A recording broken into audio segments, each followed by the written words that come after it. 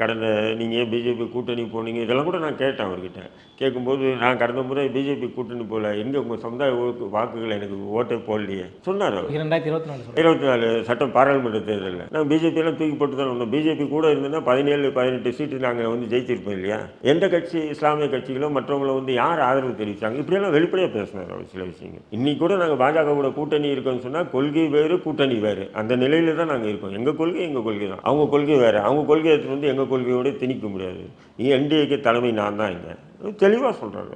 அவர் விஷயத்துல அவர் தெளிவா இருக்காரு. ஆமா, தெளிவா இருக்காரு. திருப்பரங்குன்ற விஷயத்துல திமுக பண்ண அரசியல அப்பட்டமா சொல்றாரு. இது உங்க சமுதாய அமைப்பு தலைவர்கள், உங்க சமுதாய மக்கள் தான் புரிஞ்சுக்கணும் ரஹீம்.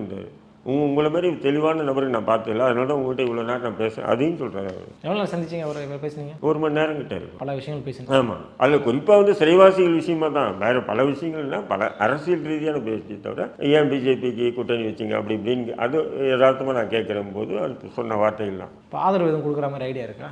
இல்லை, அதையும் நான் சொல்லிட்டு வந்துட்டேன். நான் திமுக எதிராக பேசுகிறேன்றதுக்கு நான் அதிமுக ஆதரவாளனும் அதிமுக கூட்டணியில் நான் இருக்கிறேன்றது அர்த்தம் இல்லையா அப்படின்ட்டு வந்துட்டேன். ஏன்னா நீங்கள் பாஜக கூட்டணியில் இருக்கிறது, நாங்கள் அதிமுகவுக்கு ஆதரிக்கிறதோ இல்லை அதிமுக கூட்டணியில் நாங்கள் அங்கே வைக்கவும் முடியாது ஐயா அப்படின்னு.